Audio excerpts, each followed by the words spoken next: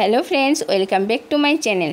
ফেসবুকে copy late আসলে কী করে বুঝবে, তোমাদেরকে দুটি নিয়ম দেখিয়ে দিচ্ছি। আর হ্যাঁ, তোমরা যদি আমার ভিডিওটা ইউটিউবে দেখে থাকো তাহলে like, comment, subscribe and bell icon click করে দিও। ফেসবুকে দেখে থাকলে লাইক, কমেন্ট, শেয়ার, ফলো করে দিও। তো প্রথমে তোমরা চলে যাবে তোমাদের ফেসবুকে। আর যারা ফেসবুকের পেজে কাম করো পেজে চলে যাবে, যারা প্রোফাইলে কাজ করো প্রোফাইলে চলে আসবে।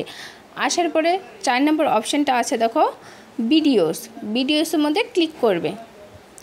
করার পরে তোমাদেরকে দেখাচ্ছি আমার একটা দুটো ভিডিওতে কপিরাইট চলে এসেছিলো। কপিরাইট আসলে কীরকম ধরনের চিহ্ন আসে তোমাদেরকে দেখাচ্ছি, দাঁড়াও। এই যে দেখো কপিরাইট চলে এসেছে, সবার উপরে দেখো সাউন্ড অফ চিহ্নটা আসার এই এরকম কপিরাইটের চিহ্ন আসলেই তোমরা কী করবে, ডিলিট করে দেবে, না হলে তোমাদের ভিউজ একবারই কমে যাবে। আমি সাথে সাথে ডিলিট করে দেবো, তারাও তোমাদেরকে দেখাচ্ছি কীরকমভাবে ডিলিট করি। এখানে দেখো সবার লাস্টে 3টা ডট আছে, 3টা ডটের মধ্যে ক্লিক করবে।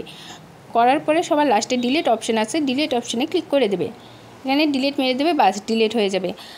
তোমাদেরকে প্রথম সিলেকশনটা দেখেছি, এখন দ্বিতীয় সিলেকশনটা তোমাদেরকে দেখাচ্ছি, দাঁড়াও। তার জন্য তোমরা সবার প্রথমে ব্যাক চলে আসো, পেজে বা প্রোফাইলে চলে যাও।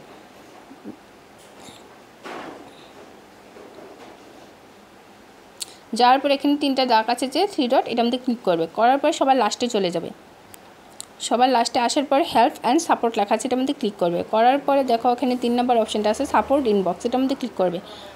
করার পরে এখানে দেখো লেখা আছে ইউর অ্যালার্টস, এটা রাইট চিহ্ন, কোনো কপিরাইট নেই। তারপরে রিপোর্ট অ্যাবাউট আদার্স, এটার মধ্যেও রাইট চিহ্ন, কোনো কপিরাইট নেই। হ্যাঁ, আর যারা আমার নতুন ভিডিওটা দেখছো তারা সাবস্ক্রাইব বা ফলো করে দিও প্লিজ।